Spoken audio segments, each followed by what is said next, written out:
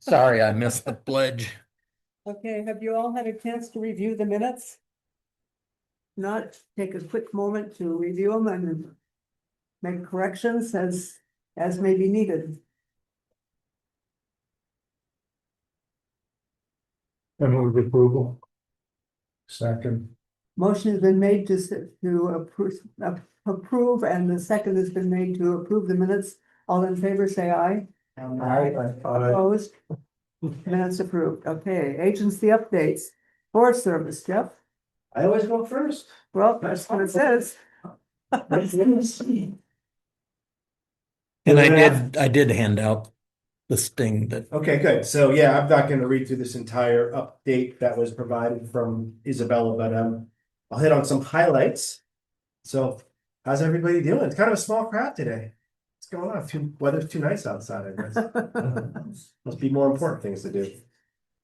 So just talking to Tim. So I think I'm going to lead out with a very brief overview of where the Forest Service is in its reorganization. I assume that's of interest to this group.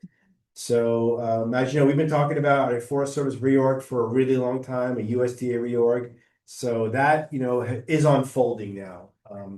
And that framework, that plan is being implemented as we speak. And again, very, very high level. I will definitely come in here another time and spend more time getting into the specifics of exactly how I see it playing out. But here are a couple of high level things that I know. Number one, the headquarters in Washington, D.C. is moving to Salt Lake City. The chief of the Forest Service will be in Salt Lake City.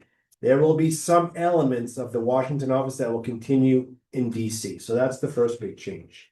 Second big change is the organization's being reorganized. Instead of having regional offices, they're getting rid of all of the regional offices, and instead they're going to be state directors. Okay? Oregon's going to have a state director. They will be in Salem. Washington will have a state director. They'll be in Olympia. Each Western state's going to have a state director. The eastern states, they're going to combine them because their footprint's not as big. I, as a forest supervisor, will be reporting to the state director. The state director will be reporting to the deputy chief of operations, who reports to the chief of the Forest Service. So that's the hierarchy. So instead of regional offices, we're going to be having something called operations service centers. The closest operational service centers to where we live are Missoula, Montana, and Placerville? Yes, Placerville, California, which is outside of Sacramento. So that's not a bad thing, because originally when they came up with this service center concept, the closest one was like Salt Lake or Fort Collins. So at least we have one on the Pacific Coast. So that's not necessarily a bad thing. So a lot of what we're used to is the support we get from these regional offices is going to be happening out of these service centers. A lot more detail needs to be kind of figured out there. We don't exactly know what the flavor of that's going to look like, but a lot of those operations are going to be happening out of the service centers. The other big change, of course, is the research and development. We have a lot of research stations. Just Tim and I were just talking, there's a lot of fluidity around that. They're definitely going to be diminishing the amount of facilities and research footprints that we have across the West and East. But it's not clear exactly which ones are going to go, which ones are going to stay. But a lot of those operations are going to be run out of Fort Collins, Colorado. So commitment to research is there. Just the footprint of it and where those folks are going to be stationed is going to look a little different, but it's not entirely clear yet. That's pretty much it. That's the high level thing. I guess one other point, as far as we know, the Ocho National Forest, Crook River National Grasslands, all the units themselves, we don't see a lot of significant change happening at our level, except we may get additional capacity, additional people, especially these regional office folks who are going to get dislocated, and more decision making. That's what they keep telling me, that I'm going to have more decision space as at the unit level than I currently do. The flattening the organization. You've heard a lot about that. So that's it for now. So the unit level stays the same? Yes, as far as we know. Okay. There may be a few units that combine, but the Ochiko is not going to become part of the Deschutes. Good. That I can tell you. Yes, sir. Fire management. Great question. Everything with the Forest Service Right at now, least for now. for this fire season, as far as we know, the Forest Service Fire Management Organization is going to stay the same. There's a little bit of change going on organizationally that's really not worth getting into right now, but the way you see it and the way we operate is not going to change And Stephanie's here, she can get into some updates about the fire service piece and what that means. But as far as we can tell right now, how we operate with an Essential Oregon Fire Management Service with Prineville BLM. And the fire service now is, all that's gonna look pretty much like it did last year. Now, there is a Congress, there's a committee that's meeting, they're organizing, and they're gonna make a recommendation to Congress whether or not we, the Forest Service Fire Management, should go to the fire service or not. Congress will have to act on that one way or the other, but it's up to Congress to decide whether or not we go. Make sense? So we're gonna have differences in fire management strategies? No. Yeah, are we gonna be seeing more of that or? I think, Or- Stephanie, help me, as far as like the way the fire service is gonna be kind of addressing fire management suppression, is gonna look very similar to how the Forest Service does it. I think there's a lot of alignment. Okay. A lot of alignment, and we're gonna be pretty aggressive. All right. Yes, sir. I've had some people ask me what the new big building going up down on Lamana is, what's it for? Are you guys moving down there or is it? Good question. So the Lamana, that's gonna be the Prairie Division Fire, what are they calling it? The fire building, the fire center Fire. building. So basically, all the fire operations for Prairie Division will be working out of that building, because right now they're working out of trailers. So that'll be the hot shots, the engines, some of the overhead. So- Let them know. Yeah, that's okay. Yeah, so Frank, that's a topic that hasn't been brought up in quite a while, but You can talk about when that. Shane was here, Shane was fairly frequent in his updates about the remodeling of the Lamanta facility, I'll be happy. pointing out that it's a historical sort of site, and the forest was able to dedicate a lot of money to upgrading that facility. But I've noticed the structure going up. It's Brand new building, so yeah. multi-story Oh, and yeah, we're getting everyone, all those folks that are in those trailers are all gonna be going into that larger modern building, which will be good for those folks, including the hot shots. But we're gonna continue to occupy those trailers, but we're not sure what capacity. But yeah, but you're right, that's like a skyscraper for Prineville. Gonna look like the courthouse? So I'm gonna keep moving, because I know there's a lot on the agenda. So just speaking of fire, since it came up, good segue. You know, we had a really good year hiring. Right now, all of our engines are staffed, our hot shot crew is at full capacity, like boots on the ground, we're looking really good this year. Considering the kind of fire season we might have, that's a really good thing. There is some question about some of the support folks, the militia, because there was a lot of loss in the Forest Service, like who's gonna be supporting those incident management teams and those kinds of things. I'll be very honest, there's some concerns about a little lack of capacity there, but again, everyone feels pretty confident that we have everything we need to fight fire, especially here in Central Oregon. So here's the good news, and Robbie's gonna get into this in a lot more detail, but we've received a lot of money recently. Both through the appropriations process and then money we received through the burn area recovery funding. So we just received $2.9 million. So when you add that up with what we've already received, that's a total of $6.5 million in disaster recovery money from the 2024 fires. Robbie hates when I steal his thunder, so I'm gonna stop there, and he's gonna go into a lot more detail about how we're gonna go spend that money. Other hiring updates. This year, the good news is we've been able to hire seasonal employees for the first time in, what, 2 years? So we hired how many? Robbie? Seven? Seven. So we got 7 seasonal employees on the forest. Forest Service wide 2,000. That's huge. Moving over to project updates. We've presented to this group our big North Slope project. So we have 2 very large landscape scale projects going on right now. The North Slope project on the Plana District and the Trout Bridge Creek project on the Lookout Mountain District. Combined, these projects cover 100,000 acres, and we're looking at about up to 20,000 acres of commercial timber coming out of both projects. We've gone through the scoping process. We're in the process of doing the analysis, and we expect a draft decision. March. Draft October. EA, October, right? Yeah, with a decision in March. Things are going really well there, and we've engaged. I don't know if you watch, but we engaged the media around that, and I got a lot of support from AFRC. There was a lot of folks who were in the media, like supporting our projects as we were like having that debate, if you will, in the media, and feels like it went pretty well. So things are going well there. Other big initiative, we just completed our largest planting contract in El Chico National Forest history. That contract ended about 2 weeks ago. We planted about 3,500 acres or so. That's in my under. That's in your give him the big picture. He's gonna fill in all the details, but pretty huge deal. We're really proud of the folks that did that work. Almost done here. It's lots of other stuff that's going on. You have it in your list. We do a lot of watershed restoration work. I really see that as work that's improving the human environment, right?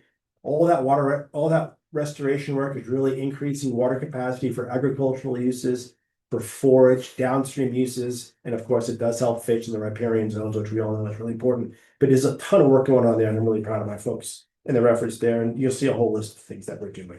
As far as active timber sales, we've got a number of active timber sales going on. But as far as the 2026 timber target, we're on track to meet our target this year. We just sold the slab timber sale in Q2, and we're in the process of finishing off the pine G&A sale. That's a G&A, Good Neighbor Authority agreement with Oregon Department of Forestry. They're implementing that for us, and we're expecting to see that go out for bid Q3, Q4.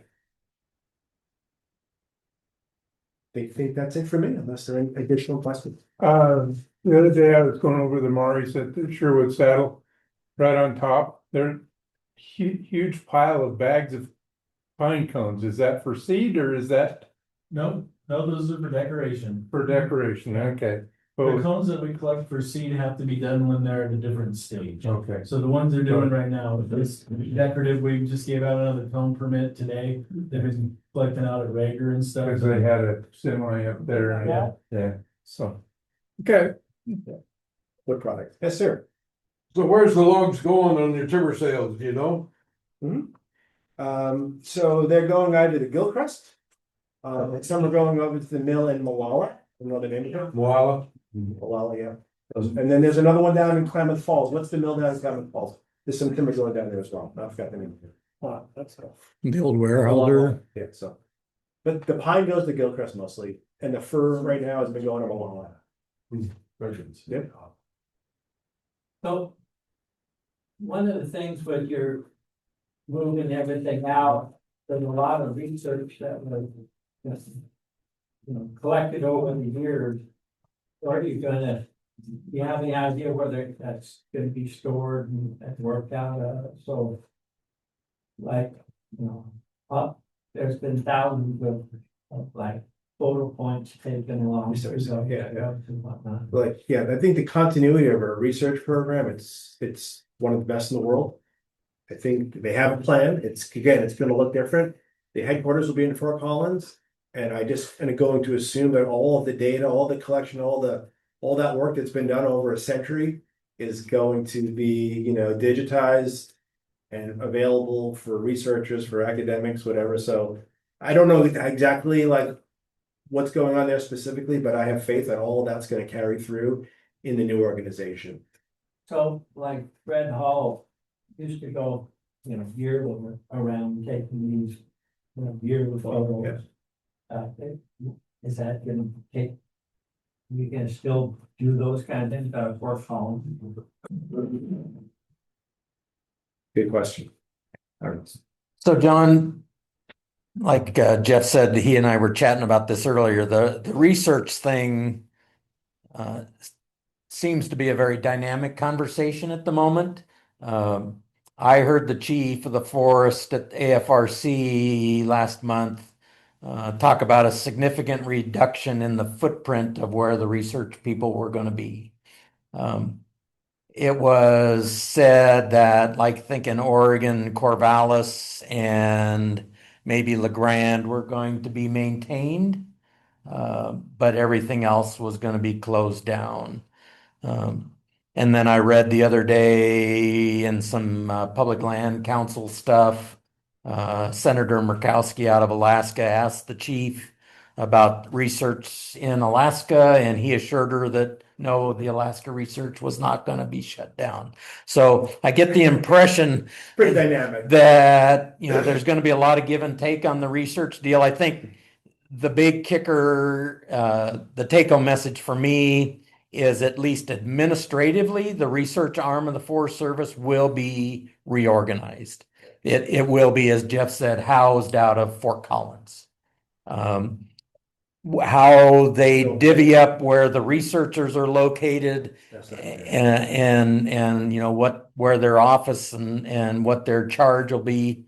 I think that's the fluid piece, that it's, count on it being downsized, but will it still be effective, or But I think that helpful? That's Yeah, you're right, but it's a good question. I think we're all asking that, to be honest. It's like, you know, to have researchers doing work in the Pacific Northwest, in the Northern Rock, out of Fort Collins, right? It's like, how's that gonna exactly work? You know, we keep hearing the commitments there. I'm gonna trust that the commitments there, but I think maybe there's a realization that we may have to have more. Maybe we need more places than just Fort Collins to be able to get this work done at a regional scale. So, but like Tim said, I think it's still playing out, but I'll be happy to update you guys as that becomes a little bit more clear. But, good question. Anything else? Okay. I guess on that one note, though, it would be nice to be able to access that information forest by forest. Too. Forest by forest. Yeah, I think, yeah, we share stuff. If there's something you want to see on the Edgecombe, that, let us know. We'll be sure that, yes, I think that's. well, I've just been on a lot of these websites and it's real easy to get lost. Yeah. And Fair enough. headed the wrong direction. So, it's any, like everything I just talked about, we'd be happy to share any of those details around our projects or whatever you guys. Anything you're interested in, let us know, go through Tim and we'll get it to you. Okay, all right, thanks everyone. Thank you. thanks to. There more Forest Service? What's that? Yeah, Rob. One more Forest Service. Okay, so you're coming later then. A little late. Okay. Oh, hopefully you still have stuff to say, and I stay home. Okay. BLM? Yeah, well, good afternoon, everybody. It's nice to be here. It's been a hot minute since I've been here, so I'm happy to be here. And I don't know if you guys have met Sue, so I'll let her introduce herself. Hi, I'm Susanna. I met a few of you about 2 weeks ago that we had our tour with Onda and Rock. I'm the public affairs officer for the Pineville BLM. I actually work BOI and I represent Pineville BLM. And so a good way to think about me is you all know Isabella from the Forest Service, who usually attends these meetings. You don't need this one. Yeah, I am that person for the Pineville BLM. And so if you ever have anything that you say, or small communications that I can like get moved towards our management, you can always email me. Something that was really helpful is a lot of you guys are pointing out little mishaps and small things on our website that were outdated, and our website is so expansive. And so if you ever see something that needs to be changed, I can always fix that for you. But I'm excited to start attending these. All right, well, in line with Jeff, the BLM, is very dynamic right now. We haven't got anything about a reorganization, but, we did have a plot twist and a third round of the deferred resignation program. And, we lost, quite a few people to, took the resignation, one being Amanda Roberts. So she is no longer our district manager at the Pineville BLM. So, for right now, Kyle Hensley is our acting district manager for the next 4 months. Could be longer, won't be shorter. And so I'm acting field manager while also retaining my assistant district manager role. And Kyle's also covering, our deputy district manager role because our DDM went to Vail, Oregon, because their district manager was vacant. And then Lisa just got back from Vail, but she'll be back in her position the beginning of June. And so we have a lot of shifting and coverage in leadership, and then some other roles that were vacated. Currently, our acting state director, we found out yesterday, is going to continue as our acting state director. So Barry Bouchou, if you knew him, He also took the deferred resignation, as did our associate state director. For awareness, about half of all state directors left the BLM, and a bunch of associate state directors, and then about half of Oregon, Washington's DMs and ADMs also took it. So we are plugging holes and trying to create some consistency and leadership expectations as we're trying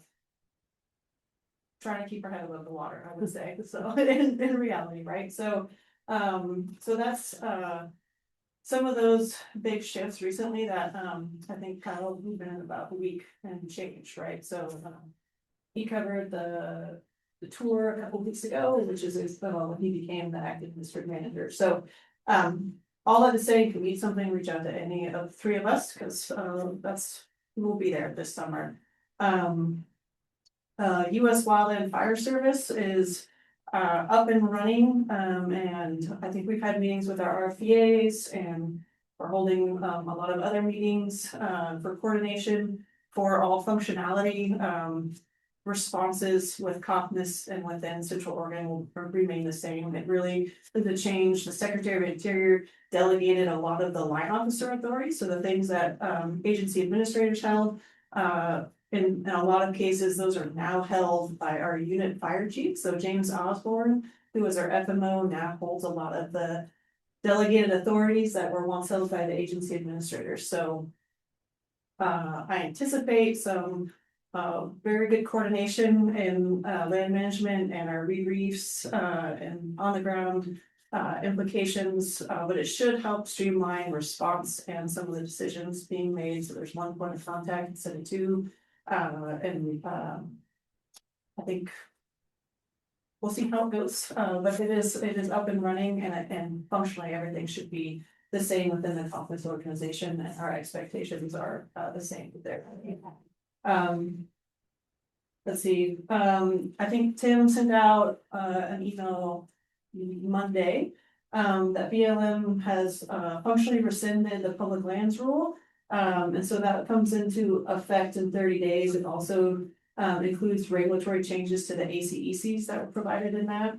BLM also rescinded the ACEC manual this week. We don't have any tech guidance released yet on that one. I don't know what it means. Because I just found out about it also. I also just found out that they released your email was like, oh, we're releasing the new grazing regs. So I haven't looked at them because this was the first time we had no guidance that they were coming out. So you have, I think, 60 days for comment for that right now. Let's see. Let's see. Our integrated invasive plant management EA, we're gonna have that out for public comment. That's for Prineville District. That should come out in the next couple of weeks. We're working on our comments and editorial pieces from our state office and solicitor review that just occurred. So I would look for that in the coming 2 weeks for that public comment on the EA. I think we had sent this email to Tim about the Flat Rock road district, and that right away has been granted and sent over to them. See, other vacancies, we don't have forester, so my forester that worked for me under the assistant district manager, he went to Wildland Fire Service. I don't have one hired, and I have not been able to get support for getting that person hired yet, and so we'll see what that looks like. I have state office support helping with firewood permits and other pieces right now, but it's a little bit hinky is the best word I can use for this process right now. We did move forward our campfire closures along the rivers. So usually those are June 1st. Given what happened with prescribed fires and other fire behavior and the lack of moisture, we moved that up. It started today. And then I think we also did I think we're doing designated campsites also. So kind of being preemptive in our fire closures and what we're seeing on the ground.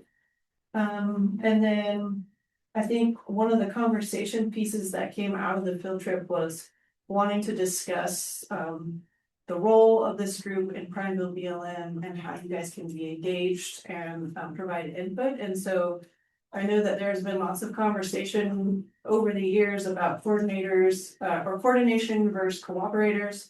And I think that one of the best ways that we could facilitate conversations around how the NRAC works with us is if we could get what your guys' priorities are, like what you want to know about, so that we can have a list of when we're gonna be doing work. Like, we don't have any permit renewals that are gonna be happening that aren't just the Flip My Rider renewals in Crook County coming up. Most of our permit renewals are gonna be along the John Day or the Shoots River and involved consultations. I don't have, well, the one timber sale, when I get a forester, it's gonna be Alkali Butte, which is south of the Maoris, some of that stuff, and so I think having a better sense of what types of projects, because we span 16 counties, we have a lot of priorities in other areas. So getting some clarity on how you want to cooperate or what pieces you want to know, or if there's other volunteer projects that you guys want to be involved in, would be helpful as we're trying to engage with also our other counties and projects that are occurring across Prineville District BLA. The other piece, I believe, is Kyle agreed that we'd be taking care of the herd management area plan for Liggett Table. So some of you guys, that was probably the first time for a lot of folks to be out there and see. I don't know if you actually got to see some of our small horses out there in that group, but we have started the conversation with Elena, who is our wild horse borough specialist, and our state office lead Emily Lynn, to figure out our next steps in getting an HMAP and AML set and moving that stuff forward. Susie will be very happy, as will a lot of our other permittees out there. So that is ongoing, and happy to talk more about that. So I think that's all of my updates. I don't know if there's any questions on that. It's a lot, right? I want to thank you for your help on the Flat Rock Road District. We've been working on that for about 15 years. And then finally gave us the approval to go ahead on the easement for in the process. So thanks for doing that. We appreciate it.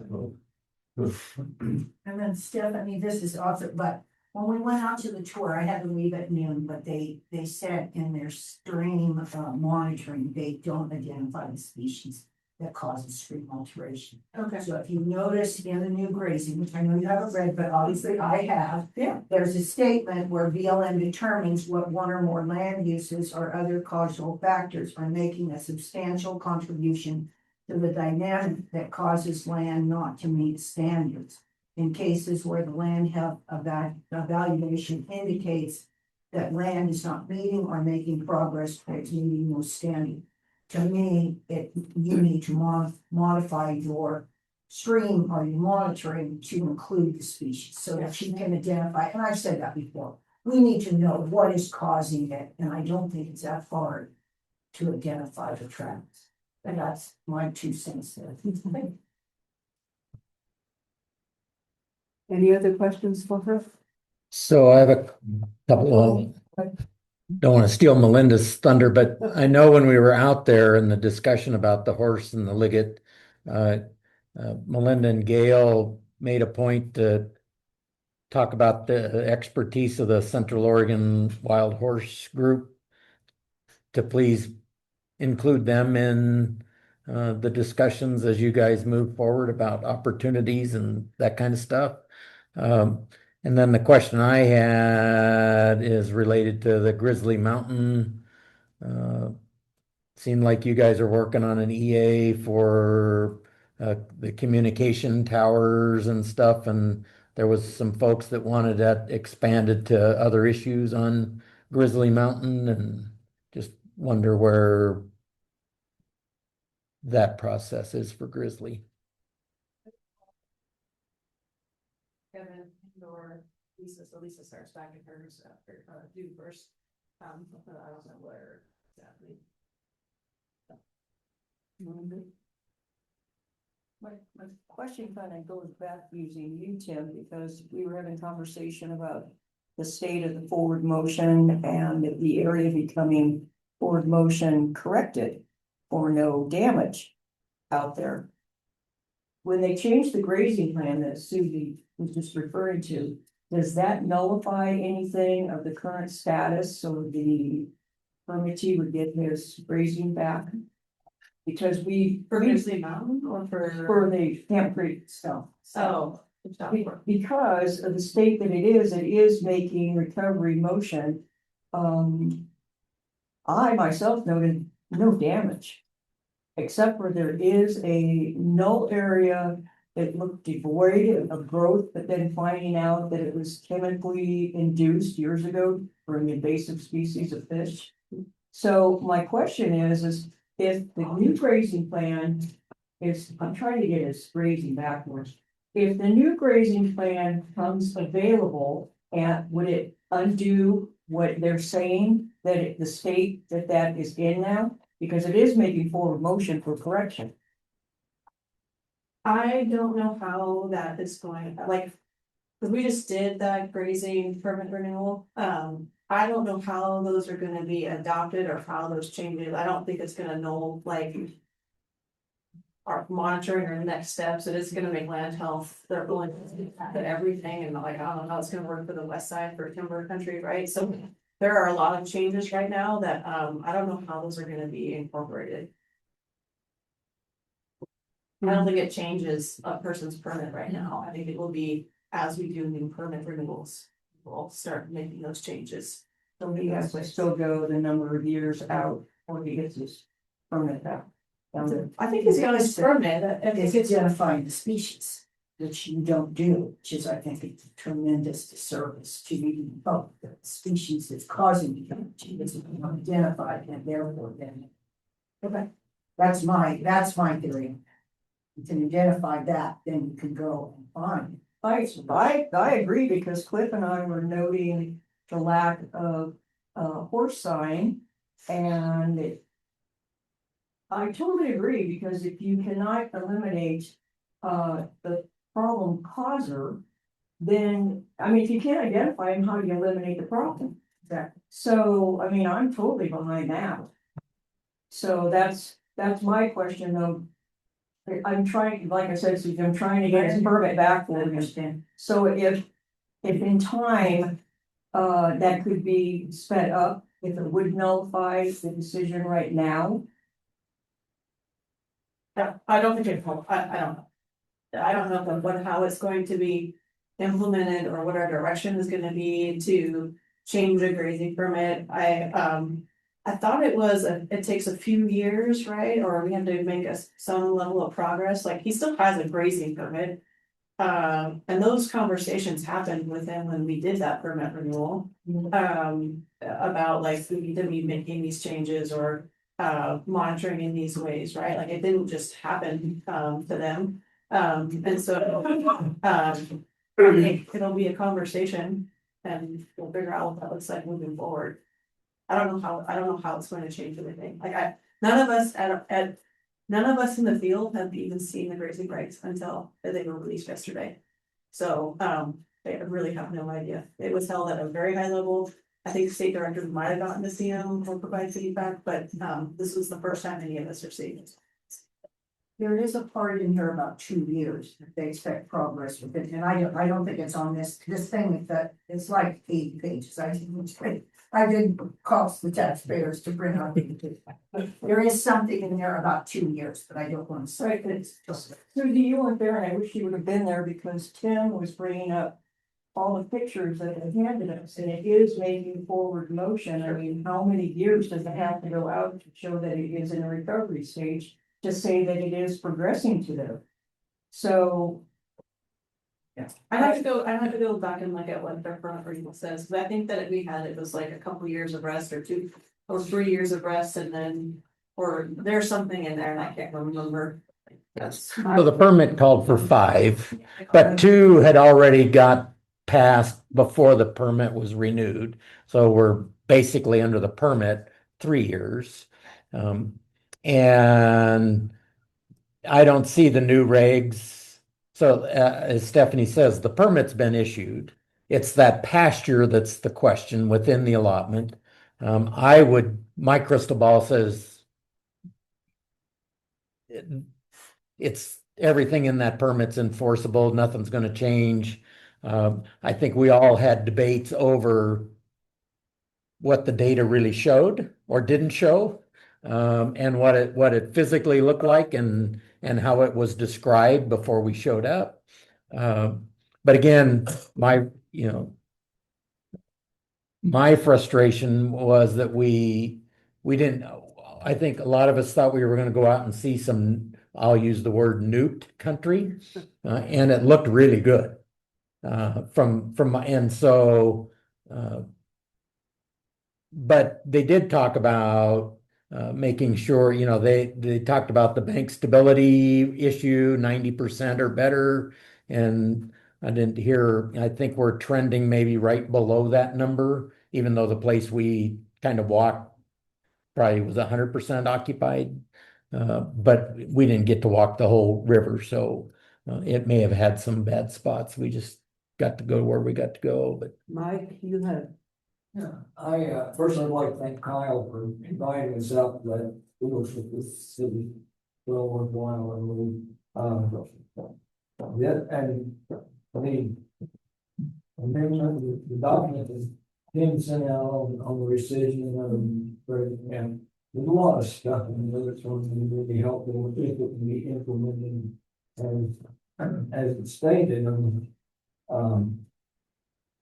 one of them, I think, one of the topics that came up the other day at the field trip and other times is the notion that, you know, if you have wild horses and cattle on the same area, and particularly a designated horse management area, then how do you deal with the livestock? The amendment really changes the direction of the BLM on making sure you understand the causal factors, what's causing it to be good, and I don't understand how they're going to do it, but the intent is that you don't blame the livestock grazing for something that the BLM can't control in terms of wild horse and burro numbers, or whatever other road building, whatever other causal factor it is.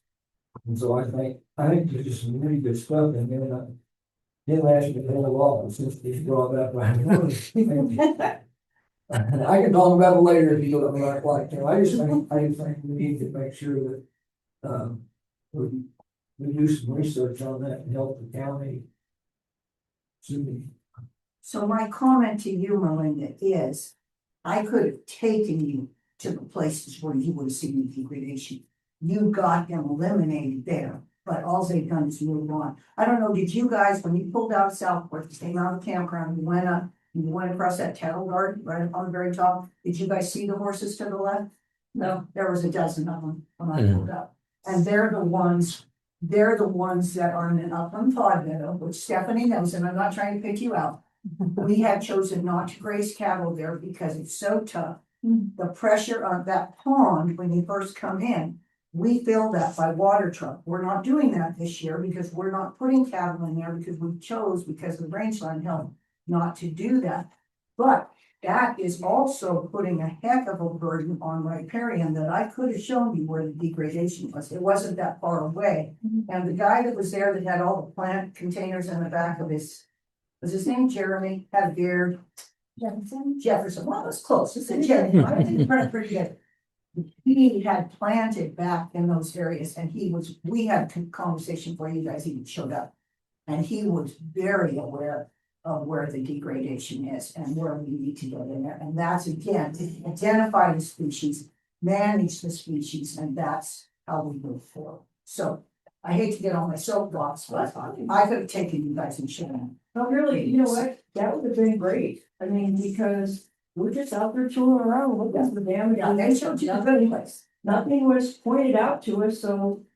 Yeah, I mean, Parcel would say that they're not able to graze because of what's going on out there, and then, you know, there's other issues in the riparian area also, so. The issues exist. I'd have to go back and look at the permit renewal and see what we have in there for adaptive management. I think that we had a section in there that might have some flexibility about when we can go back in and graze. I can't remember off the top. And I wasn't involved with that. And wasn't in this role for a little while. I was like on the breakup of Coco and now I'm back. So We need to trying keep get my moving feet on. under me. Yeah. So is somebody here from State Parks? Before we go on, got one more. Then I'll cut you off. Okay. You mentioned that, you were interested in knowing what things we'd be interested in. And that you cover 16 counties. Well, decisions made within the Central Oregon District are going to affect decisions made in Crook County, am I correct? You knew issues. As far as issues, just like we've been talking. I mean, we could bring forward any project we're doing in Crook County. I mean, but if there are certain things that you wanna be aware of forward, like. A project is fully fleshed out before it's gonna go to IDT, right? Like where that engagement level and investment with the group is. I think that this conversation we've had, I think we've circled it a few times, right? We don't wanna come in when the project is fully fleshed out, because it's the fully fleshing. And how it's done and how it's determined what the best thing to do. That's what we wanna be involved in. We wanna be essentially pre-scoping. We wanna be with you on things that from the very inception of the plan and how it's applied. You know, it's just like, I still have a big problem out there at Camp Creek that you're comparing immediately after grazing, which is one situation. And the disruption that occurs to after being rested for 6 months and saying, hey, this is worse than this. And that's, you need to be looking at immediately after grazing 1 year as compared to immediately after grazing the following year, the next year, and the next year. Same way with after growth, after the growing season. You got to compare apples to apples. You are not comparing apples to apples by looking immediately after grazing and then after 6 months of rest. That's not apples to apples. And I'm going to cut you off there. Okay. Move on. Greg, ODFW. Yeah, thanks, Lynn. I'll be fast. Greg Jackal, district biologist for wildlife district biologist for ODFW.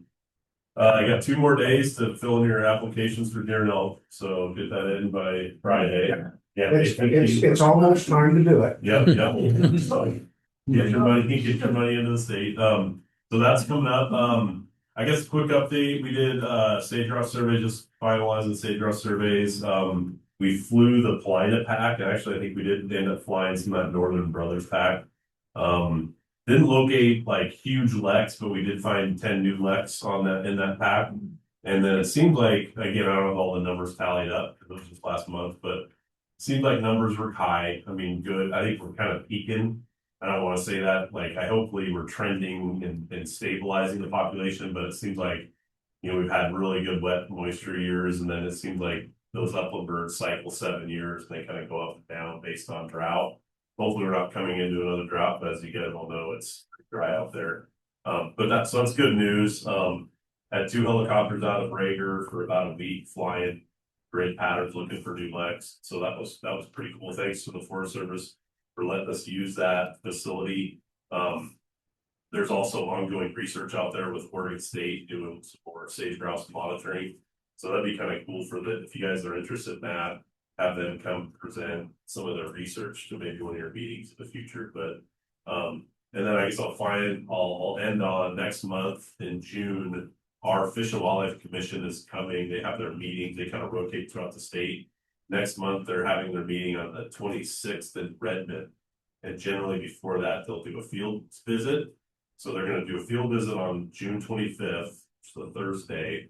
And right now, we're still kind of working out the details, but I think we're going to take them out towards Hampton Butte on Desert Creek Ranch, show them some of the work we're doing with Andy Gallagher and the American Beautiful with BLM, DSL, private landowners. We're gonna circle back around and probably go up to to Becky Hatfield Heights property. To Connie's Point, kind of look it over, some of the large landscape level things that have been done in the Boweries. Hopefully Tim will join us and talk about some of the paired watershed and some of the PDAs they put in, so it's gonna be kind of a cool tour.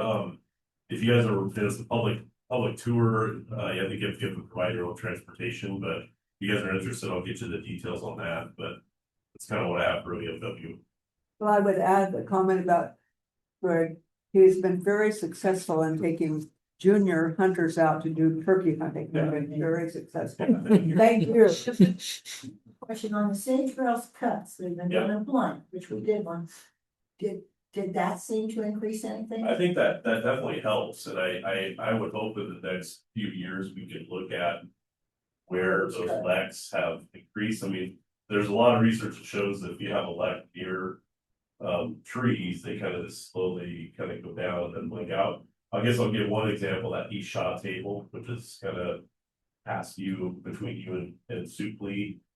That lek has done really well, and there's been a lot of cutting. And so I think if you stand at a lek and you look around and all the trees are gone now, not, I mean, you might see trees and miles away, but if you have a tree within a lek area, it's just kind of, I mean, those raptors and ravens sit on those trees, they watch the birds and they watch them go off. Others are nesting over there, so that's kind of been what happens. And if you remove those perch sites, those natural perch sites, but if you remove them, they weren't there historically. I mean, you know, just the fire suppression and stuff. So it has helped. But yeah, it'd be nice to kind of look at that. Because there are places too where I go out and I do like surveillance. Yeah. To run my chainsaw, like that, shaking trees, but yeah. Okay, I think Mike, Can I go back real quick? I got one more thing to be able, so I'm one of the ratings. time you. I didn't, don't give me a time, it'll be quick. The one of the concerns that came up, and it would be interesting, I think Tim and I both shared it, possibly others, is that there seemed to be a confusion between range health standards requiring properly functioning, not requiring properly functioning conditions, that or in a trend upward in order to be found to meet range line health standards. But there's a lot of talk about, well, it doesn't have fish, or it doesn't have meet the right temperatures, or it's got algae and stuff like that. Those aren't part of the rangeland health standards in terms of preparing areas and stuff. And so it just seems maybe there's a misunderstanding. I don't know, but Jim, you have some comments on that too, I think.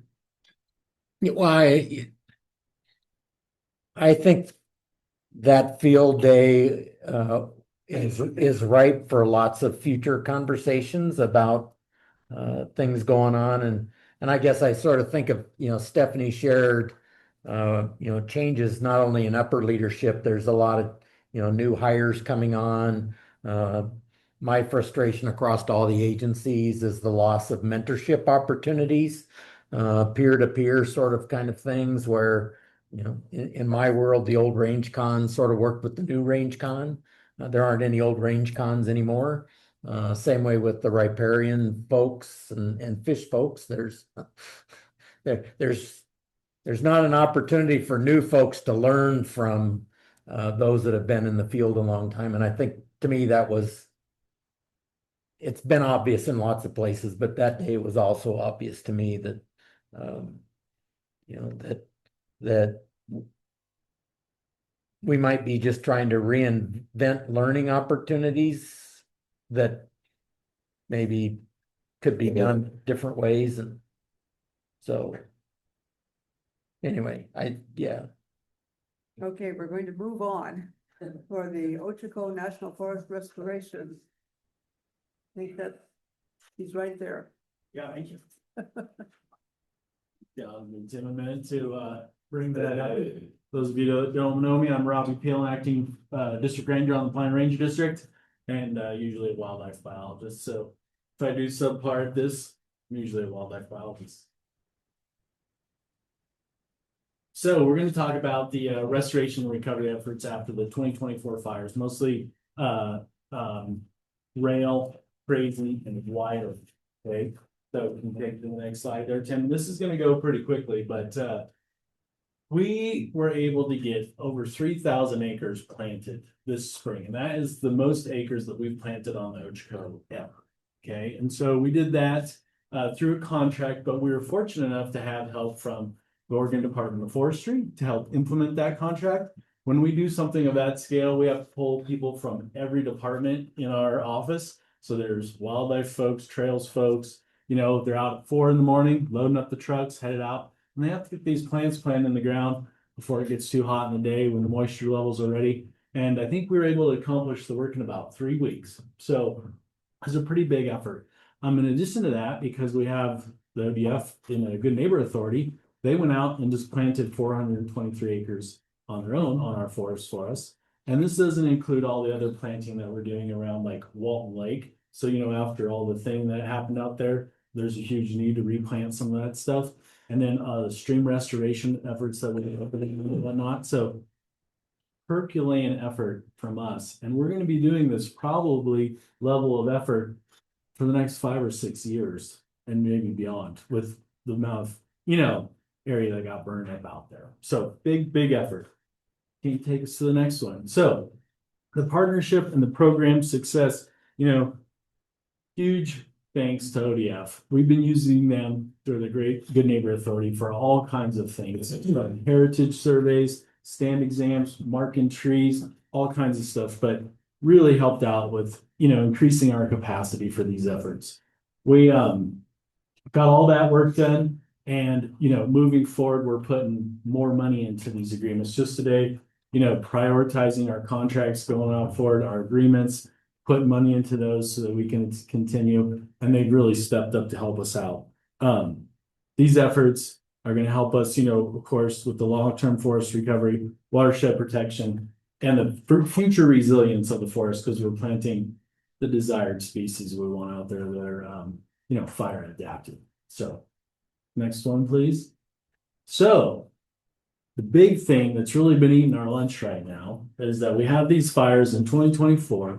We put in for funds to restore the landscape, to fix the fences, the cadastral surveys, or the landline surveys that are needed, the range improvements, signs, there's gates, everything that got burned up. And we are just now receiving those funds. And those funds have a 3-year deadline to spend, but that deadline started back in 2024. So another effort, right? So what we've been doing just today is prioritizing this work, and we've been getting this out. And so we've received over $9.5 million. Okay. And, we don't have the capacity to get this work done with the in-house staff. And so what we've been looking at, thankfully, we have some incredible partners, including Crook County Soil Water Conservation District, South Fork John Day Water Conservation District, Wheeler County, Jefferson County, all of these folks with us, right? And they have the capacity to help us out. So what we've been doing is working with them so that we can put this money into agreements. They can take a percentage off the top, pay their wages, and then they're going to work mostly with the permittees to get those fences fixed. They can hire contractors, they could hire the permittees, and it puts some of the ownership back on there. Of course, everything still has to meet the standards, wildlife friendly fences, everything that we would normally do in our contracts, but takes a lot of the weight off of us. We'll still have our field representatives out there inspecting fences and whatnot, but just has really increased our capacity to get these things done. Our biggest priority, there's nothing worse like this fall for me talking to the permittees saying, hey, we're going to need to rest your pastures, your allotments and stuff, because they're just not ready to go. We don't have the fences in place. So we're really doing everything we can in a timely fashion to get those folks back out on the ground for next year. But the way these things are working, we don't have as many miles of fence up right now as we'd like to 2 years, 2 years into it. So if we could go to the next one, please.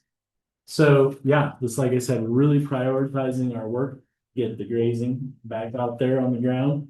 funneling all the money to the soil and water conservation districts. We have been working really closely with the permittees. We have a crazy contract that's going on right now out by Rager. The contractor's been working on those fences out there. The permittees have been great talking to us about, some of the issues they're seeing, wanting to help out, seeing how things can be done different. And where we were last fall versus where we are now, the work that's getting done is a lot better. Thanks to everybody's efforts. So looking pretty appreciative of that. And then, it's just, we have all this money and there is some level of work that we're able to hire the local youth crews to work on. So we have some trail work out in the Black Canyon Wilderness, Rock Cottonwood area. We have some exclosure fences, which, are protecting some of the sensitive riparian habitats and whatnot. And so those are kind of a more of a bite size that the youth crews can tackle and stuff. But when you're looking at the overall, like we have over 240 miles of fence that needs to be get done, that's of a magnitude that's much larger. So it's important that we spread that work out through the contracts and agreements that we have. Next slide, please. Looking ahead, this is still this coordinated effort. So pretty amazing. The capacity, the opportunities. I just use, the soil and water conservation folks. With the North Slope projects that we're doing, we have a lot of need for surveys, botany surveys, heritage surveys. With disagreements for the fire, they've shown interest in helping us get those heritage surveys done, the botany surveys, all this other work that's being done. So just really utilizing our partners for this work. It's a heck of an investment. We fought really hard for this money. We're prioritizing the money and we're hoping we can get this all done in a timely fashion. And then it's gonna, what we can get done as soon as possible, but it's probably gonna be, going in on after 2026 as well. And once we get some of this money into agreements, those agreements might last up to 5 years. And so then it kind of solidifies and we can work out. But really we want to get this work done a heck of a lot sooner than that. So next slide, please. All of them. Well, there you go. That was pretty quick. Any questions? On your planting. Yeah. What success rate do you per acre? Well, that's a darn good question. So it turns out that last year they went and did the surveys, and of all the surveys that they did, the areas they surveyed, we met the standards of what we wanted in every one, which was pretty incredible. And so that is not always the case. I don't know, I've been explained to that, these trees, we get them frozen, we put them in the cooler might not work. The trees might warm up too soon. They might be frozen, you have to unfreeze them. You drop a box, supposedly that kills them. You have them in the sun, that kills them. All these things kills them. But last year, huge effort. We had hired, I don't know how many times the cooler guy came out. We have somebody out there checking it morning and night.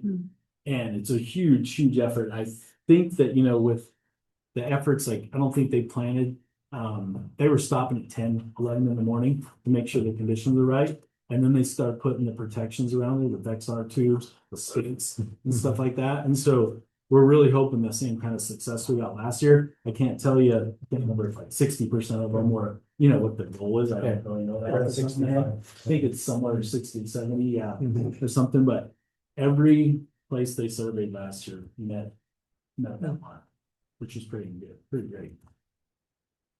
So have you done any grass seeding? So we have done some grass seeding, only right now where there has been the fire suppression repair. And so we're collecting seed, we're growing out seed, and we're gonna put more seed out there. In addition to that, like we have active agreements with Wheeler Soil Water Conservation, all the soil water conservation districts to spray weeds. And so that's a big priority as well. And I didn't mention that, but sure. But yep, we're growing out a lot of seed, and then that seed will be used to grow out more, and we'll just keep planting. Anything else? I got a phone call and someone was inquiring that they heard, I think it was on Google News, that the Forest Service is going to be spraying glyphosate out there to increase timber growth. That's a BLM issue, I think, Was that what it was? in Western Oregon. Was it? I'm not aware of that. Yeah. I'm not aware of us doing We're not that. doing it. Yeah.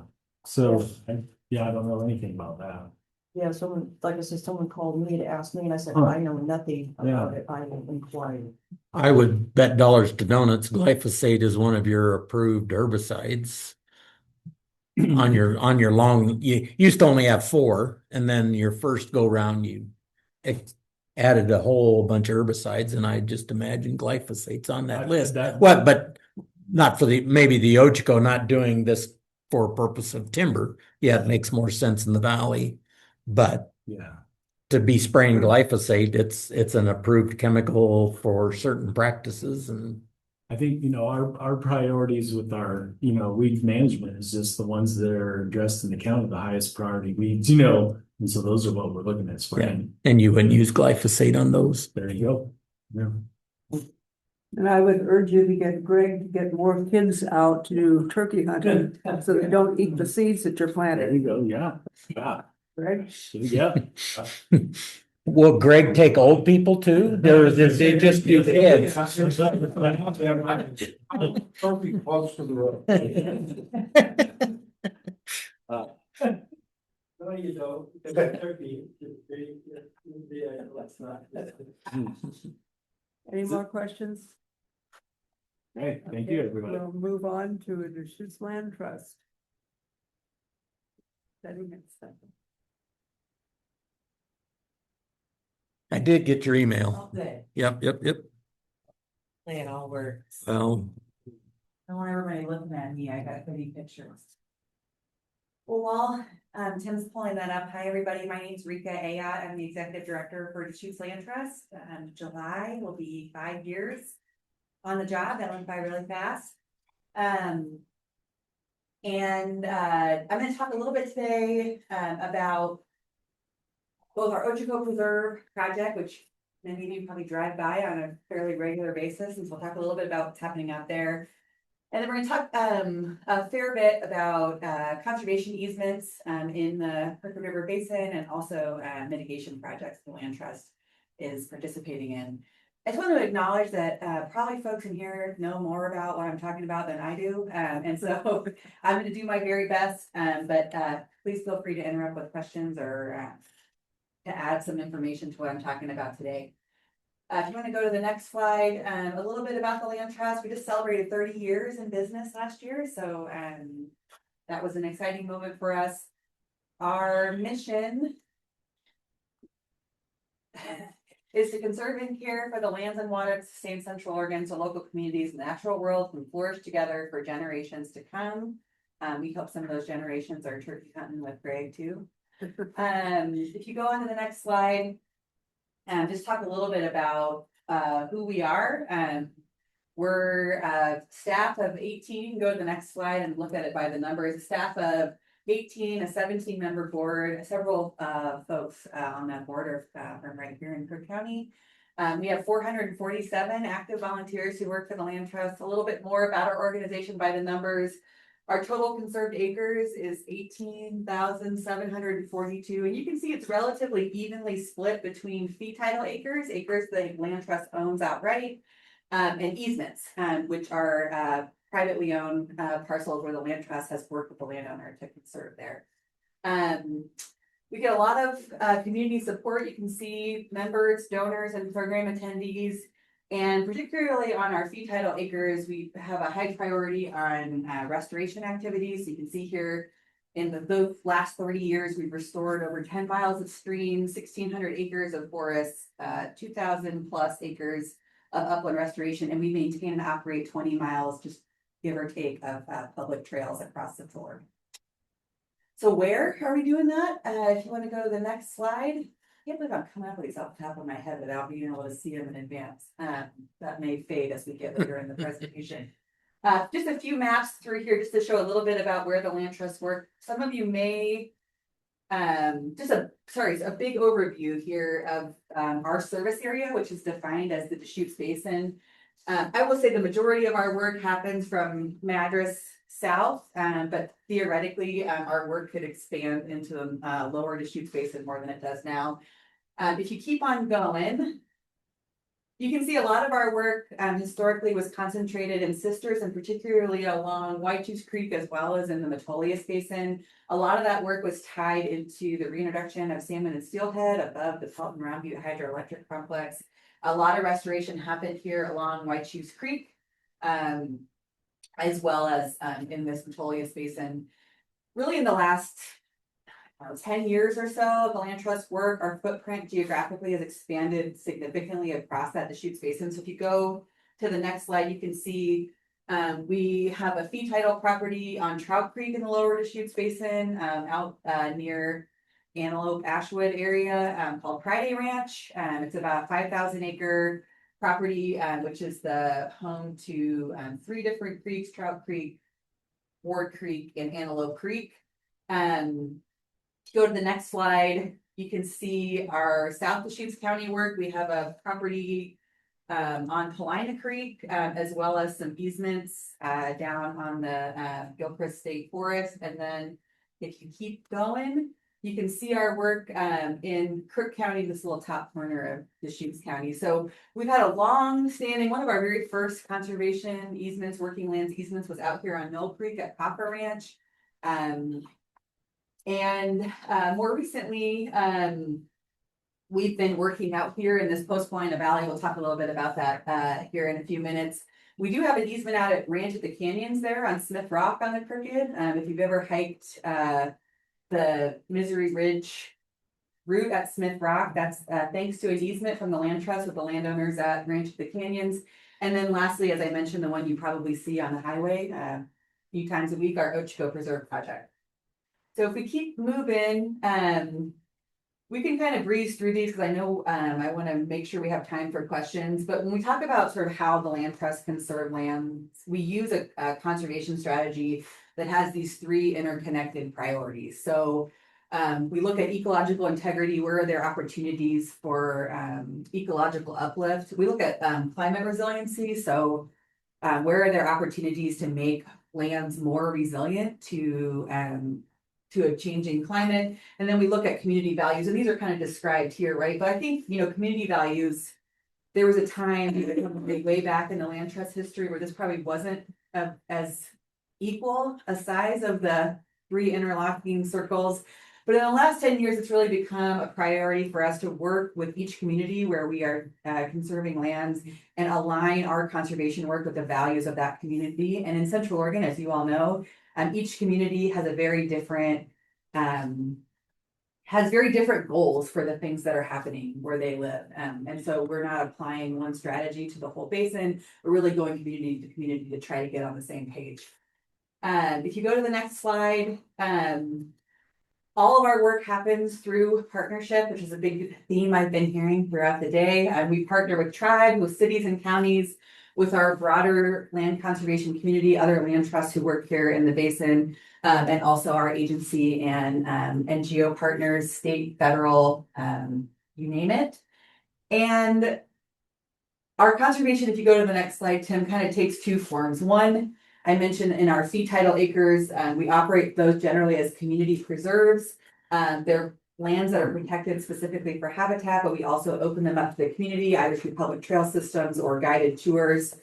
And then on our next slide, conservation easements. That's the other big part of our work, where through conservation easements, the voluntary agreement between the land trust and a landowner to preserve conservation value on privately held lands. Those lands remain in private ownership, but that conservation easement follows that land owner to owner to owner in perpetuity.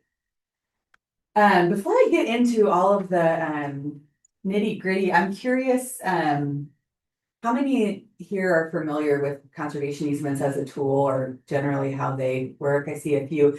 I don't want to be going into too much detail or telling you things you already know. So I'll try to tailor it to the folks in here who might be interested in some of the specifics. But if I get too far in the weeds, you can just yell at me to get out. So if you first talking about community preserves, we do have what I would consider a community preserve here in Crook County. And then if you go to the next slide, that's our Ochoco Preserve property.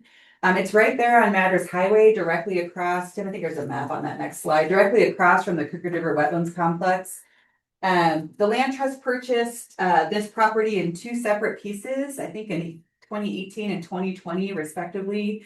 Ochoco Reserve is home to the confluence of Mackay Creek, Ochoco Creek, and the Crooked River. So from a habitat standpoint, it's a really special place, particularly for habitat for salmon and steelhead, which was really the biggest priority for this project. ODFW for years has been acclimating fish actually on this property, and had identified it when the property came up for sale as an opportunity to really enhance the habitat, particularly for salmon and steelhead in the lower Crooked.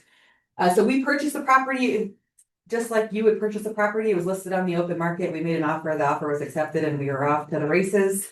And the goal was to both restore salmon and steelhead spawning habitat on this property, also to expand on the really successful efforts from the city and county at the wetlands complex for habitat for all kinds of migratory bird species, and also to expand on the success of this project in terms of public access. So to figure out how do we create recreational amenities for the community of Prineville that again builds on the success of this wetlands complex project.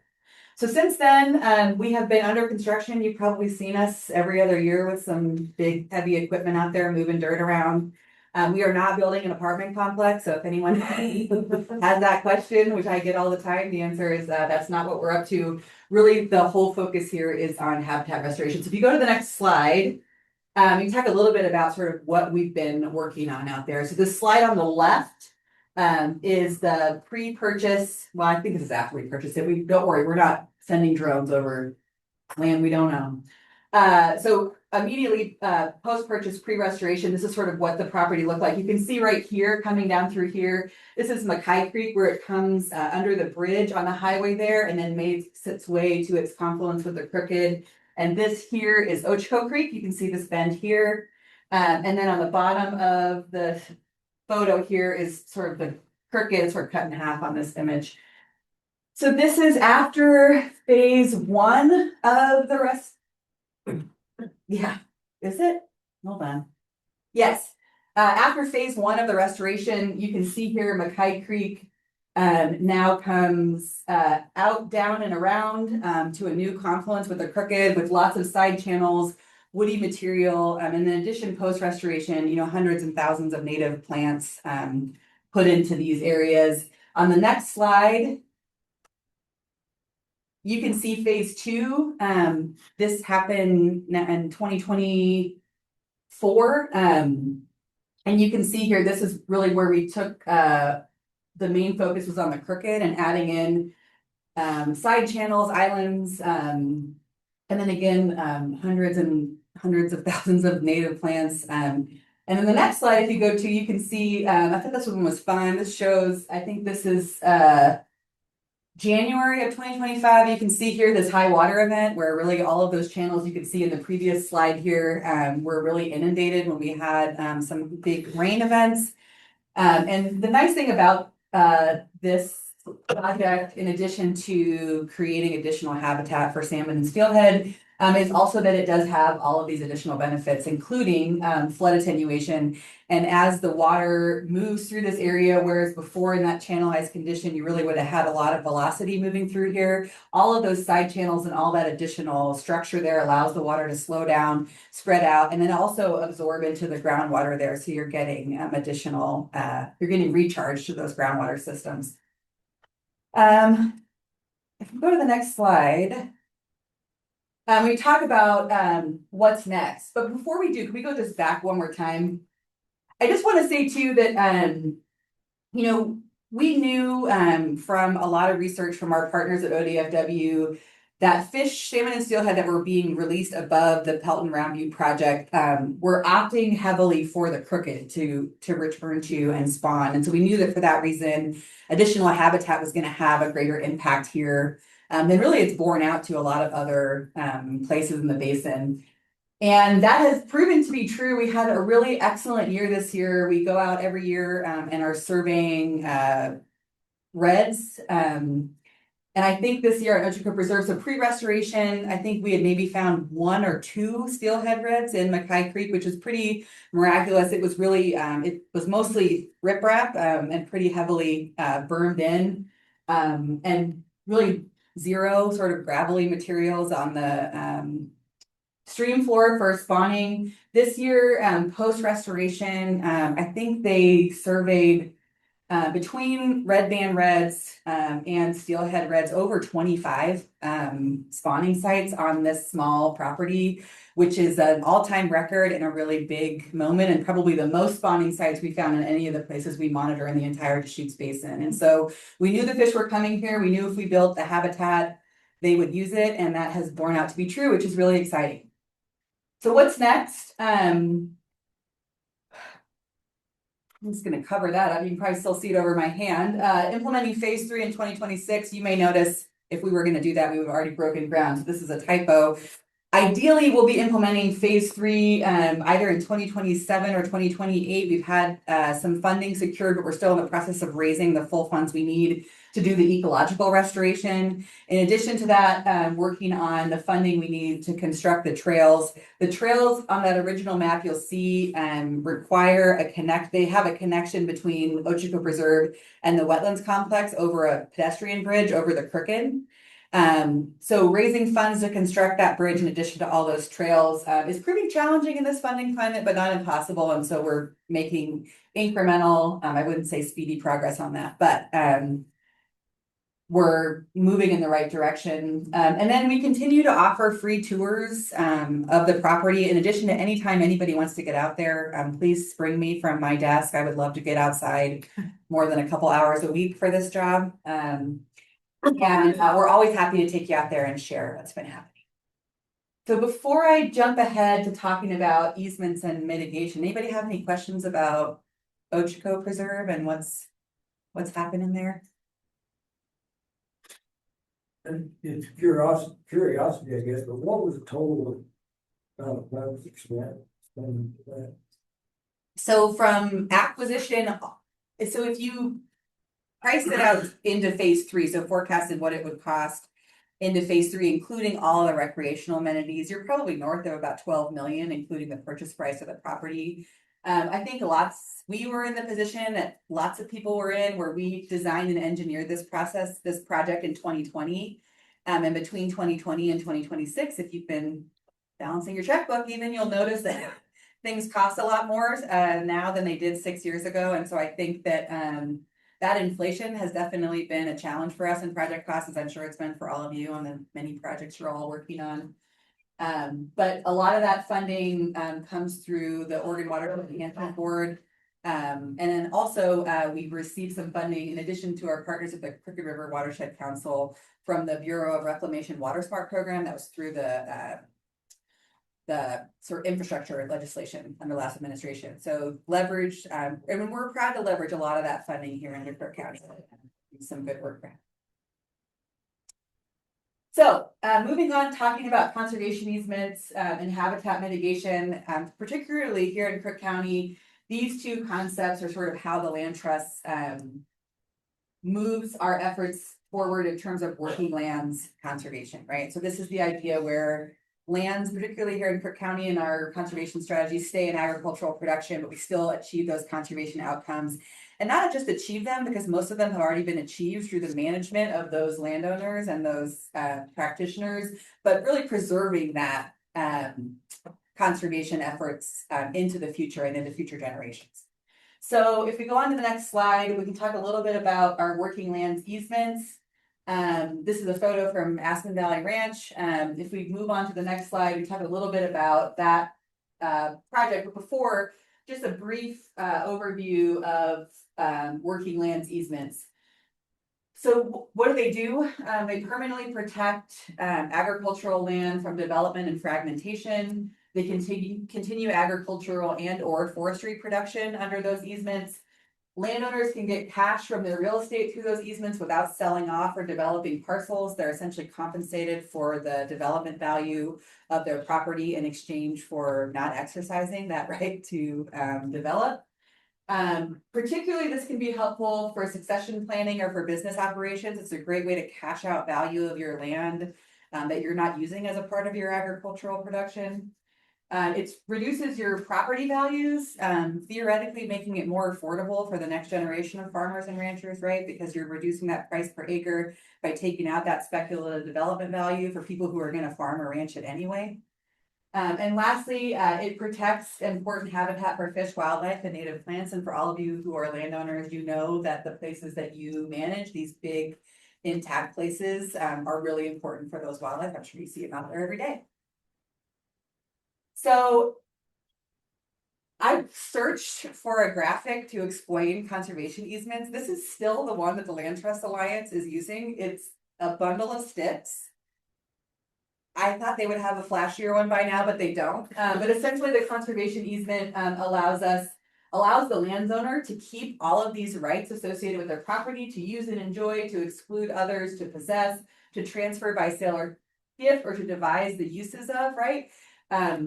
All of these rights of the land stay with the landowner and all subsequent landowners. The conservation easement allows the land trust to purchase on a voluntary basis with the landowner the right to subdivide the property and the right to develop the property. We work really closely with landowners. Go to the next slide. To make sure that these are customizable and align with landowner goals. And so when we're developing these conservation easements, we're looking at things like, how does your agricultural operation work? Where do you think you'll do development in the future? Where do you think you'll need to grow your operation and the infrastructure for your operation? And how do we make sure to exclude that from the conservation easement so you have the ability to successfully operate your business and also to accommodate your family? These easements that I mentioned are permanent. The land trust enforces them in perpetuity. We monitor all of these easements annually to make sure that the terms of those easements are not being violated, and the easements follow the property from owner to owner to owner. And lastly, they're voluntary. And so the easements that the land trust holds are easements that were brought to us by landowners and developed in coordination with them. If you go to the next slide, we can talk about some of the benefits, and I won't go into too much of these, but there's lots of opportunities. This is how conservation easements are usually structured. Most of the time, landowners are coming to us and they're selling us a conservation easement for cash. Generally, there's some element of a bargain sale within that, right? So the landowner bears a small percentage of the burden for the cost of the easement, and the land trust goes out and secures the funds to pay them the cash amount. Some landowners opt to donate easements to the land trust, and there is a tax incentive for landowners to do that. That can also be spread out over an additional 15 years. And so there's opportunities there, particularly if you have the tax ability to do that. You can do them a lot faster because you don't have to go out and find the federal and state funds to compensate landowners for those. We can move on to the next slide. If anybody wants to hear the nitty-gritty benefits of conservation easements, we're always happy to buy you a cup of coffee or a beer. Some of you may know this character here in this photo. This is Jim Wood, who's the owner of Aspen Valley Ranch. This was and it is to date the land trust's largest working lands conservation easement. It's a 3-phase easement, which I mentioned prohibits partitioning and future development. The funding for this and for most of our conservation easements comes through the NRCS ASAP ALE program. It's a federal program. It's a very well-funded program, and there's lots of resources available. The issue we struggle with is that it requires a match, and the Oregon State Matching Program, the Oregon Agricultural Heritage Program that compensates landowners for these easements, is woefully underfunded relative to the availability of federal funds and also the desire and number of interested landowners in our state. Also some funding from, private organizations like Rocky Mountain Elk Foundation, for example. And we talked about a little bit about mitigation, which was a funder of this project overall. If you go to the next slide, you can see a map of Aspen Valley Ranch, I can't see this from far away, so I'm not sure exactly what phase this is, but you can see here Aspen Valley Ranch in the red, the neighboring Nature Conservancy property, Juniper Hills Preserve right next door. And that's one of the things we look at in terms of prioritizing where we do our work is it doesn't have connectivity to already conserved lands, which is why Aspen Valley Ranch ranked high as a potential project. If you go to the next slide, you can also see from an ecological standpoint, the values out at Aspen Valley Ranch. And so when we are evaluating these projects, we're mapping things. This is elk flight data, these red dots, you can see you've got winter range, you've got some sage grouse habitat in there. And so when we're looking at how to work with landowners and where to prioritize these easements, the type of assessment that we're doing. And then we're also looking at how do we expand our footprint and to make an impact in some of these really critical corridors, of which the Post Paulina Valley, based on all of this mapping and a lot of really good data from our partners at ODFW and elsewhere, has demonstrated to be, in addition to having a bunch of really good conservation values, it's largely because you have a lot of large intact properties there, right? And a lack of partitioning and development. Go to the next slide. And pardon me, I don't think you can read these, but if you could, some of these are out of date. The names of these landowners, but generally the size of these parcels are still relatively accurate.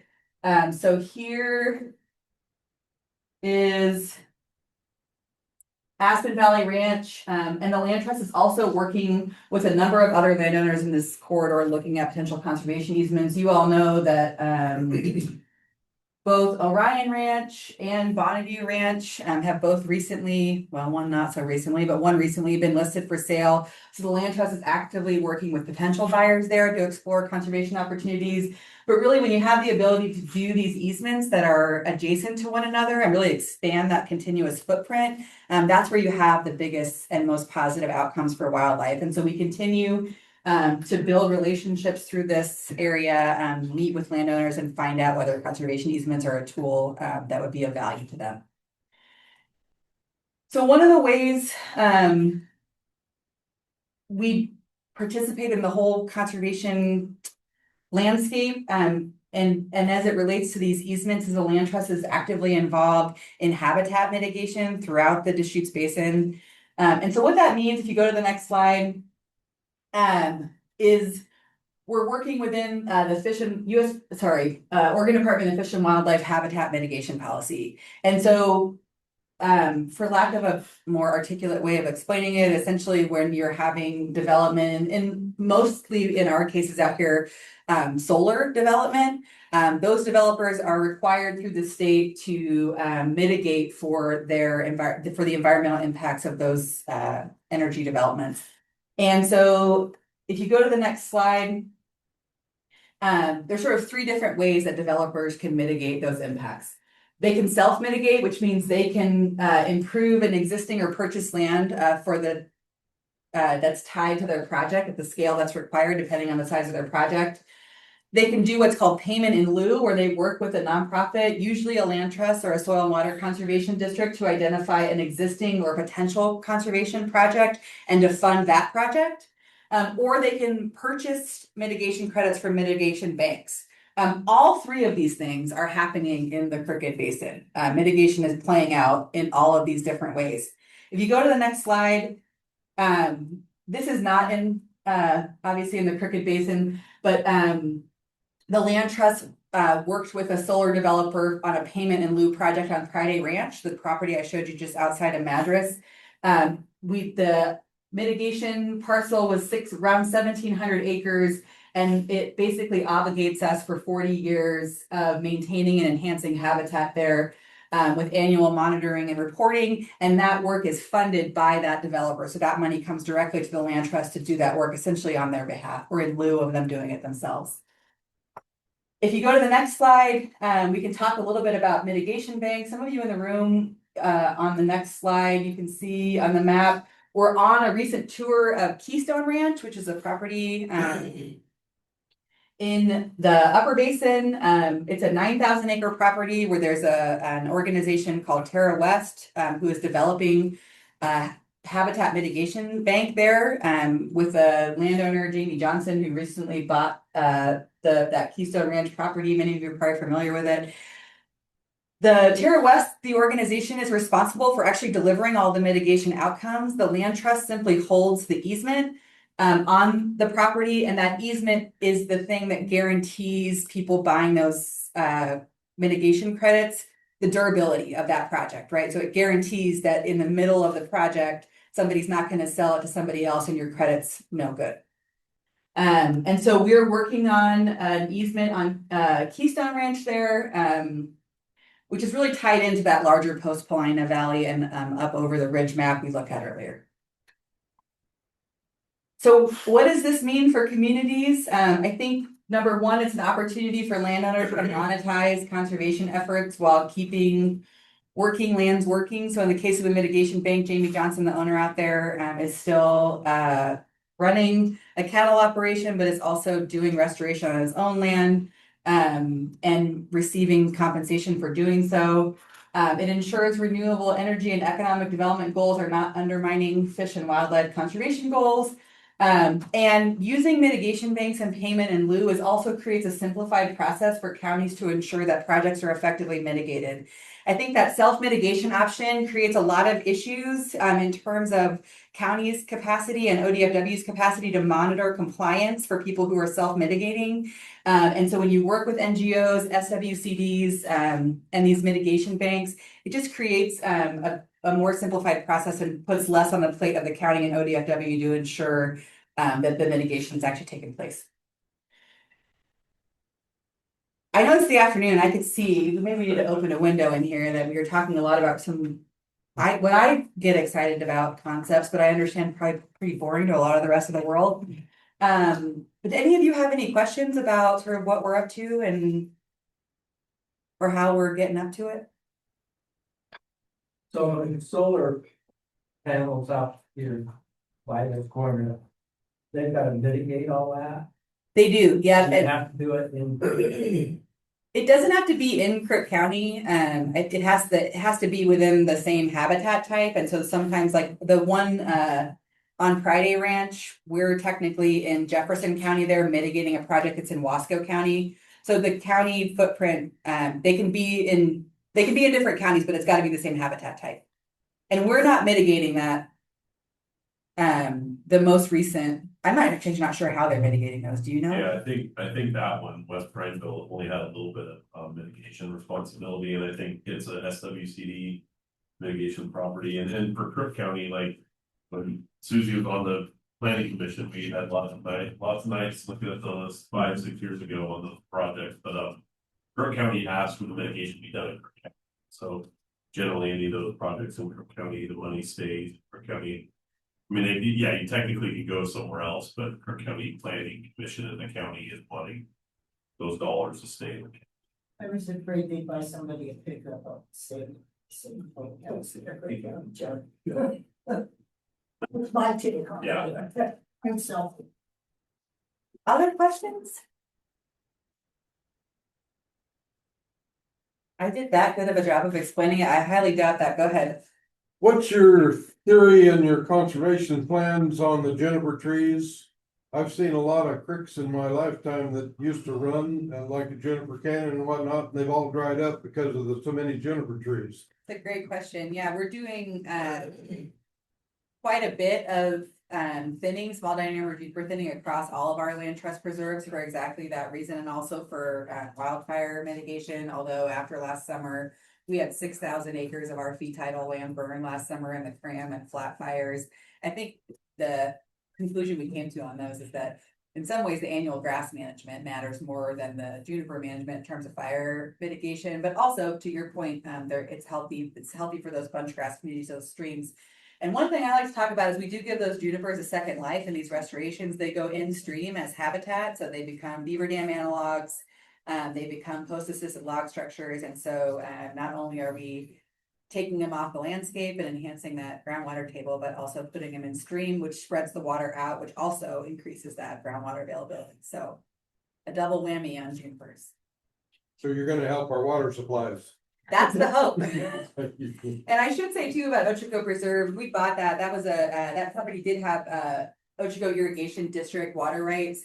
And so the land trust, we quit claim those water rights to the district, and at the time we bought them, they were conveyed to another user in the district. So they increased the availability of water in the district as well, which for us and for the community was an upside of that project.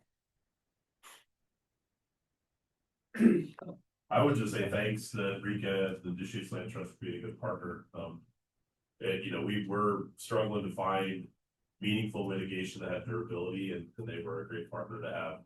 Like I said, meaningful conservation, voluntary, it doesn't work for every landowner, but for Jim, that's been kind of a phase struggle to get that going, but we found an option with the projects going in, and then having a willing landowner, and then the match with NRCS. It's been a good project. I know you guys been probably pulling your hair out getting it finally done, but I think. Yeah, it's mostly Jim, it's not the project.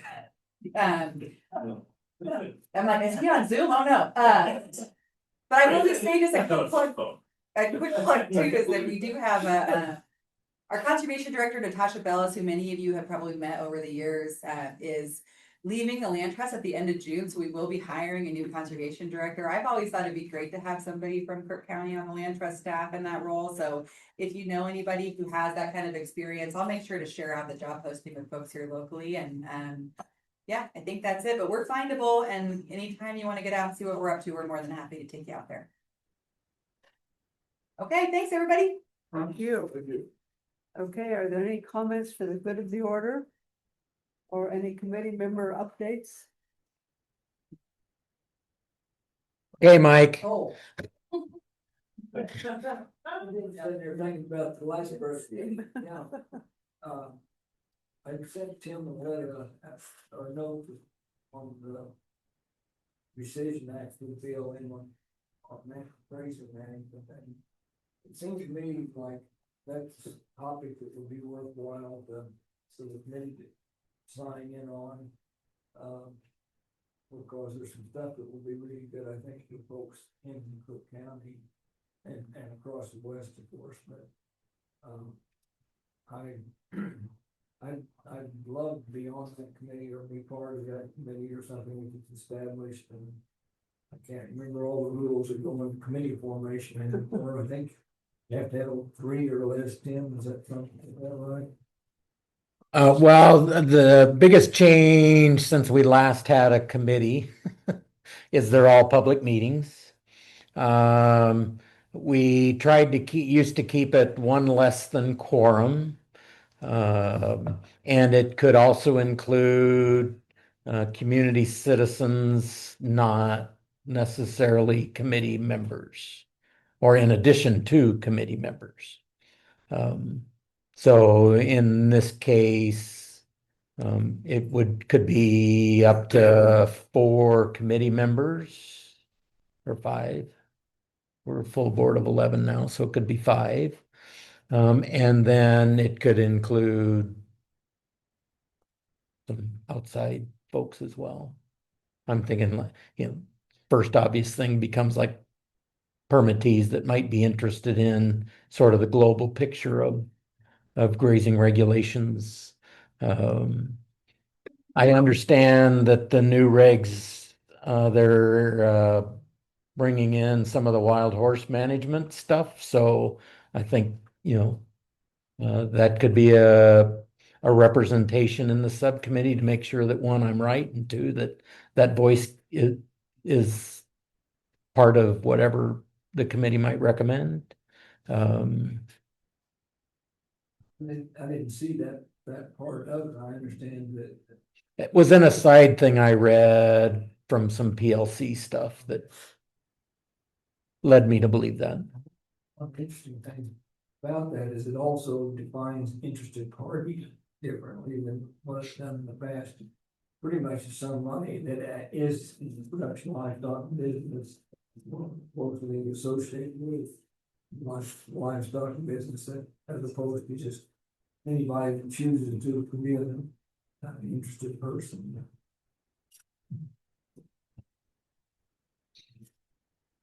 So Lynn, since you're the chair, the request. So there's a 60-day comment period. So I sent you that stuff on Monday. That was a pre-release.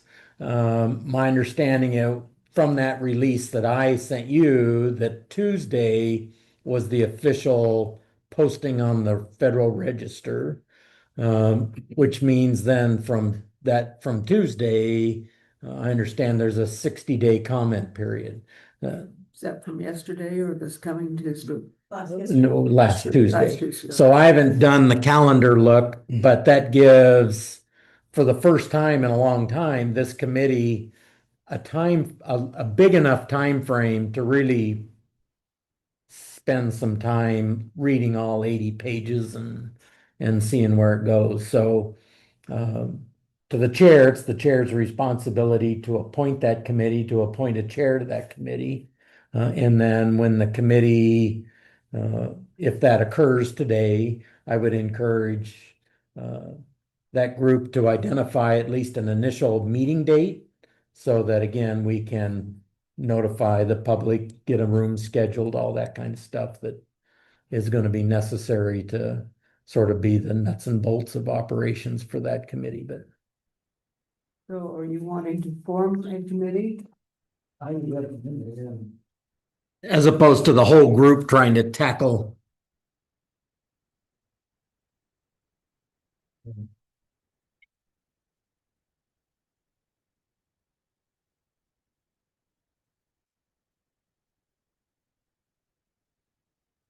So there's actually,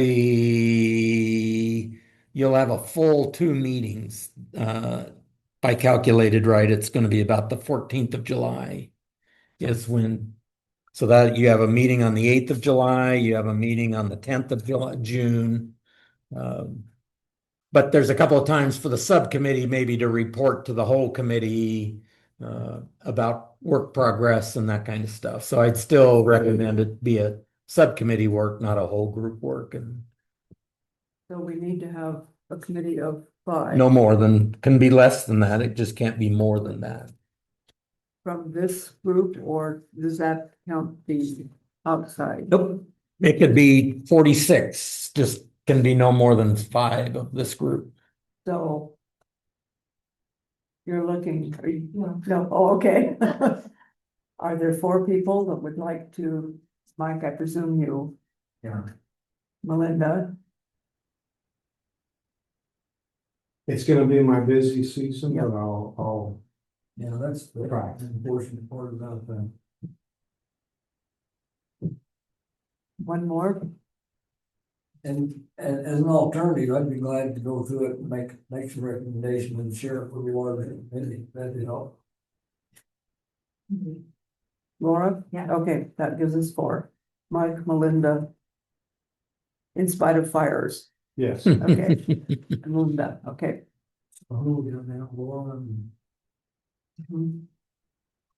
And I think that would be a great help, would be to, you go through it and kind of summarize it. do that. And sooner rather than later, because fearfully you will be out on fires. Right, I mean, Yeah. it's gonna happen. yeah, we can get most of the work done in the next month, before the next meeting. And from my perspective, there's going to be a lot of outside groups outside of this also doing the same sort of thing. And anytime I see that kind of stuff, I would share it with the subcommittee so that you're getting sort of because this is like a 30,000-foot elevation of first it's going to be BLM regs, but everything I'm being told is the Forest Service will be updating their grazing regulations to mirror these.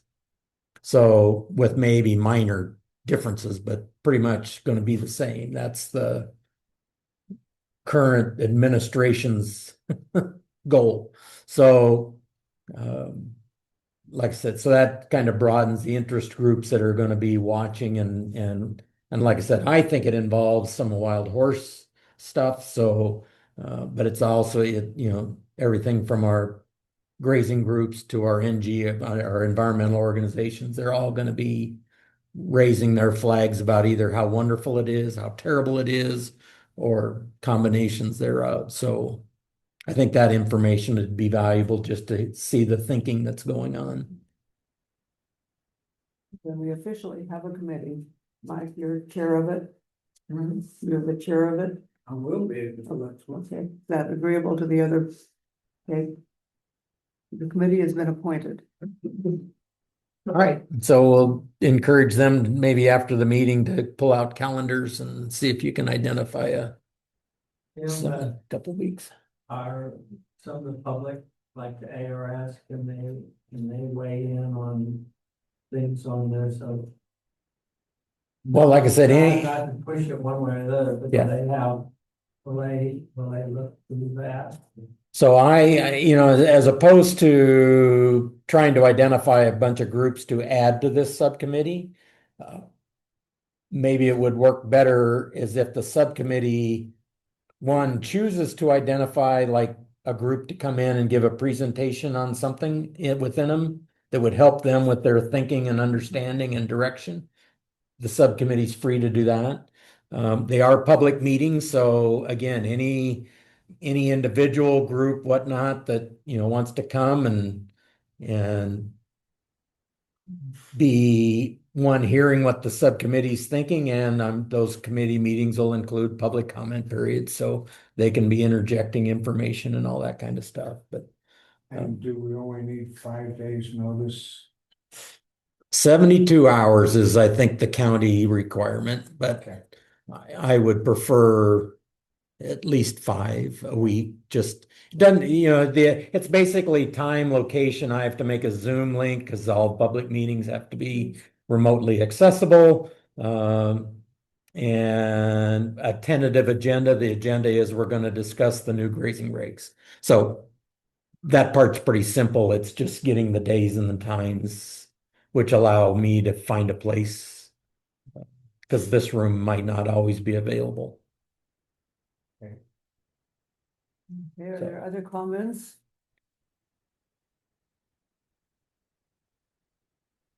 Okay. If not, is there a motion to continue or adjourn? I move to adjourn. Is there a second? Second.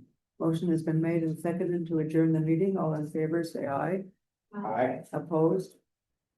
I want to say thank you to all of our presenters. Yeah. It's really, really good. All in favor, stand up. Thanks, Gail and Tom, for joining us.